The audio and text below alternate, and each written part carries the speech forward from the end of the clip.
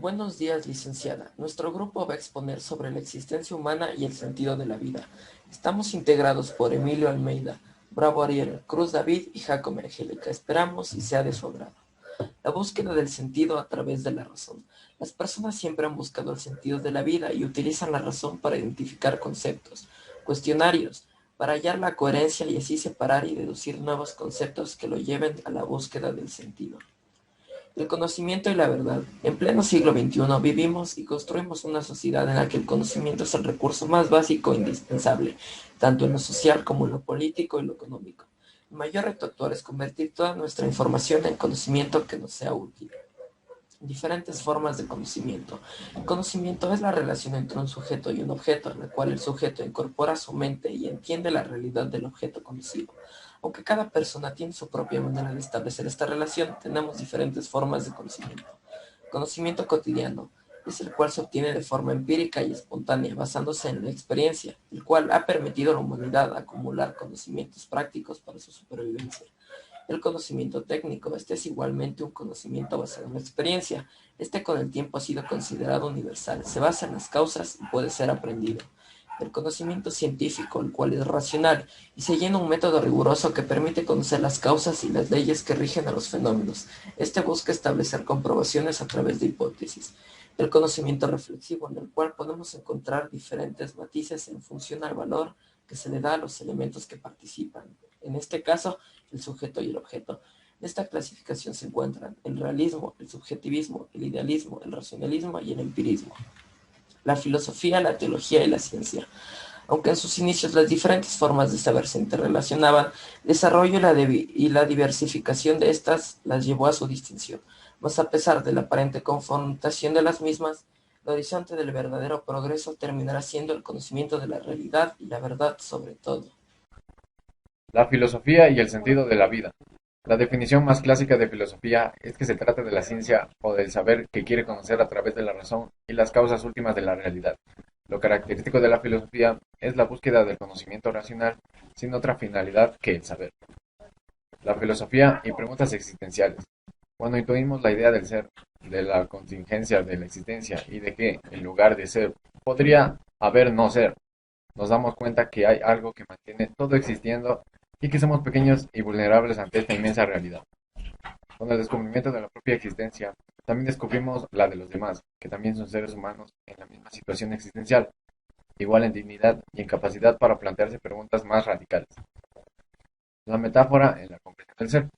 La intuición del ser absoluto lleva a pensar la existencia como contingente, y el ser humano se percata como parte de la existencia, que también lo es. La metáfora es importante para comprender la angustia ante los problemas existenciales. Un ejemplo: la persona despierta maravillada y observa el sol iluminado. Experimenta dentro de sí alegría por existir y angustia por sentirse pequeño ante ese sol iluminado. Separada del ser absoluto, percibe al sol como el ser en sí y a sí mismo como existente y con posibilidad de no ser. Por último, la antropología filosófica con respecto a la edad contemporánea. Tenemos muchas corrientes de pensamiento moderno respecto a lo que es el hombre, de alguna de las cuales se encuentra su fundamento en el pensamiento moderno. En la actualidad, las teorías evolucionistas y la concepción creacionista no se consideran antagonistas, sino que distintas en cuanto al lenguaje, ámbito y niveles de comprensión sobre un mismo hecho, el intento de comprender el origen del ser humano. El problema del ser. La intuición del ser es el verdadero principio del conocimiento y la filosofía. Tiene como objeto el estudio del ser, pero no para describir el ser como tal, como un fundamento común a todas las personas. ¿Por qué soy? ¿Qué soy? ¿Cómo es que soy un problema para mí mismo? La solución de todas estas preguntas están fuera y dentro del individuo. Perámenes de Lea. Cambió radicalmente el desarrollo de la filosofía, pasando de una visión cosmológica a una visión ontológica. Se resume en: el ser es y no puede no ser, el no ser no es y no puede absolutamente ser. Por lo tanto, el ser es y debe ser afirmado, y el no ser no es y debe ser negado. En esto reside la verdad. Heráclito de Efeso expresó otro aspecto del ser opuesto al de Parménides. Reflexiona sobre el cambio perenne de la realidad. Sostuvo que como en el flujo de un río, en la realidad nada permanece y todo cambia. Platón. Fue alumno de Sócrates y maestro de Aristóteles. Platón propuso una distinción de dos planos del ser, el plano sensible y el plano inteligible, superando ampliamente la antítesis entre Parímenes y Heráclito. La metafísica aristotélica. El discípulo de Platón formuló, entre otras ideas sobre el ser, que es imposible que lo mismo sea y no sea al mismo tiempo, para lo mismo en relación con lo mismo. No se puede afirmar y negar del sujeto al mismo tiempo. Aristóteles introduce el sujeto que conoce y el modo del objeto conocido. La antropología filosófica. Dentro de la filosofía existen varias disciplinas que abordan aspectos de la realidad para incorporarlas a una comprensión de esa realidad como un todo.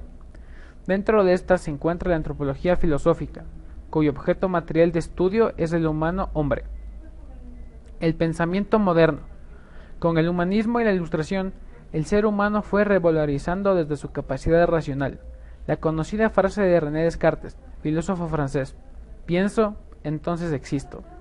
Por su parte, Immanuel Kant desarrolla el concepto de conciencia moral exclusiva del ser humano, que es libre, mientras el resto de la naturaleza es mecánica. El dolor y la muerte. El cristianismo ve el dolor y el sufrimiento como la consecuencia de una falta, del pecado original transmitido por generaciones como una tendencia a obrar el mal. Por la desobediencia de Adán entró el mal al mundo, y con éste la muerte, el dolor y el sufrimiento.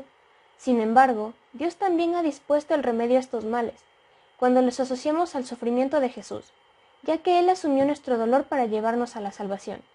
Además, siempre detrás de cada sufrimiento existe un bien, y aunque pueda ser difícil de creer, el dolor y el sufrimiento nos fortalece, ya que cuando pasan estos momentos difíciles, llega la felicidad y la tranquilidad a nuestras vidas, lo que nos ayuda a llegar a nuestra paz interior.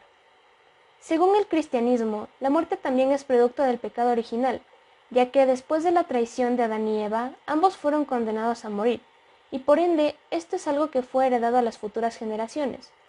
Esto significa que a cada uno de nosotros nos va a llegar nuestra hora, así que debemos vivir como Jesús lo hizo, teniendo en cuenta que en algún día nos iremos. A nuestra edad preferimos no pensar en eso, porque lo vemos como algo muy malo, algo que nos genera angustia, tristeza y desesperanza, y todo tipo de sentimientos negativos. Pero al contrario, para nosotros la muerte no es nuestro final, sino que es el inicio de una nueva vida llena de paz y plenitud. Y prueba de esto, la Iglesia celebra más la muerte de nuestros santos que su nacimiento, porque refleja su paso de la vida a la vida eterna. Esperamos que este video haya sido de su agrado y que haya cumplido con su objetivo. Gracias por su atención.